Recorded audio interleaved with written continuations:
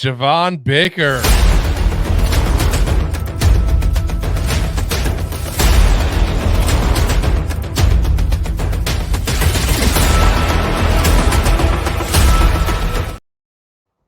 I know what you're all thinking. You're like, wait a minute. In the picture, he's going to UCF clearly. And in the videos I saw, he's going to Alabama. That's because no receiver apparently can stay still. Not on the football field or at the college campuses either. This guy's moving as well.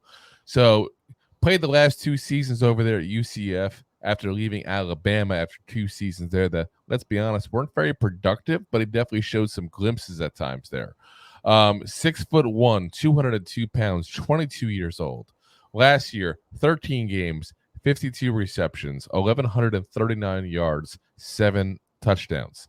Year prior, 22, 14 games, 56 receptions, 796 yards, and 5 touchdowns. Pros on him, deep ball threat. This guy is a very good route runner as well. Knows how to get open deep in there as well, which is really a big key thing at that point there. If you can't get open later on when you are, 20 yards down the line, it's that much harder to throw at 20 yards with a half an inch of separation than it is at 5 yards. You have to be able to do that little twitch, that little move at that point to get yourself a little bit of separation. He's really good at that. Good size, obviously, like we said, 6'1", 202 pounds. That's a prototypical size there. Good at contested catches and tracks the ball well. If you're looking for a home run threat, this is the kind of guy that you can get later on in this draft at that point that fits that bill. Hey, you're 100% right there, because one of the biggest things, especially in deep ball threats in the NFL, is separation. Yep. And that literally, like you just said, that little half inch makes all the difference. Oh yeah, and a completion or an incompletion. So this guy here, he has the ability to go there and get that 45-yard bomb and make a difference in your ball game. Yeah, I mean, how many times do you see a deep throw and it's like it just goes over the hands of the defender? That's how close you're talking about. You're talking like a matter of 6 inches as far as the difference. That's, you got to keep in mind, it's not just the guy throwing the ball that's a pro. The guy who's trying to catch the ball, it's a pro. It's the guy that's also covering that's a pro as well.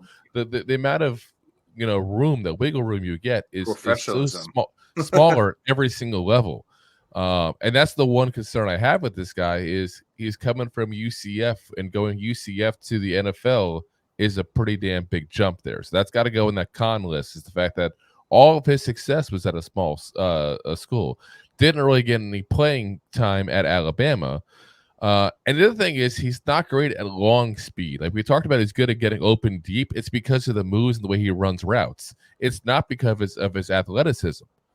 So if that changes when he goes from UCF, again, a small school, to the NFL, and all of a sudden those moves, we've seen that before, that doesn't have the same effect, he's going to be in trouble. And that's why he's down at, I think, about a third round rate at that point. Because if he had the speed to go with it, to be very frank, this would be one of those weird kind of scenarios where you got somebody at a really small school that's going to be a first, second round kind of guy at that point. But he goes back to that third round range because that speed isn't quite there that you want to see.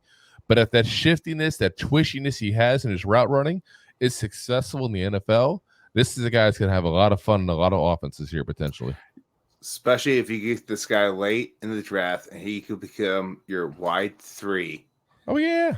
And everyone forgets that who is in front of him, the other 2 guys, where they're all spinning the coverage, and he runs a little shifty little route.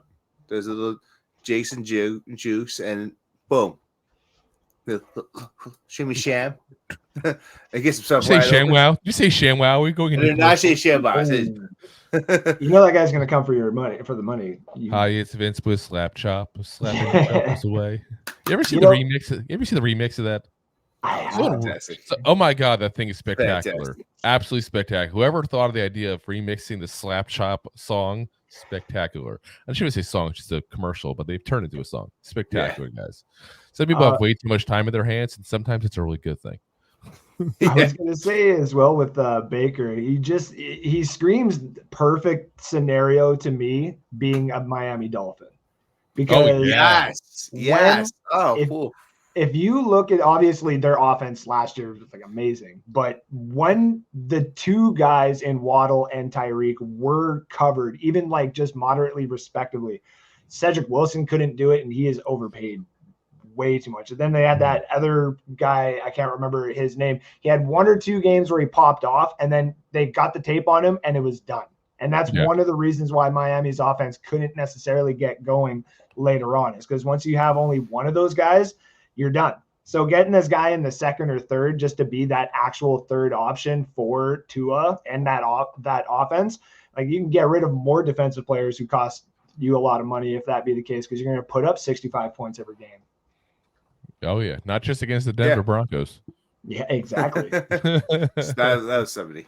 That was crazy still. I think they're still scoring right now as we're talking. But doing it wrong, that's a good move, especially because Waddle and Hill are just so fast. Yep. That you take into consideration when you cover those guys, that you, as a defensive quarterback or whatever position you're covering, you have to jump off the line that much faster to cover those guys. And if you get someone that runs a half a second less, you're jumping off the line too fast, and he's already open. Yep. Yeah.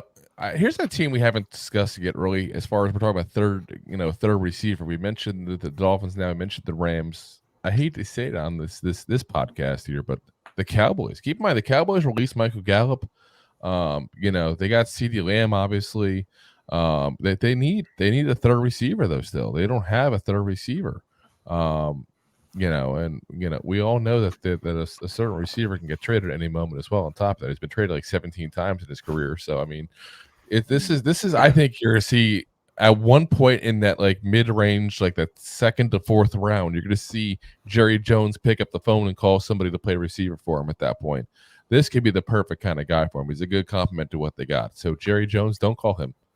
Don't do that. You should call more 5'6" running backs that work that their dads work for you. I think that's more. You need that kind of guy again. Thanks for listening to Two Giant Goofballs, a New York Giants podcast. We appreciate your support. Thanks so much.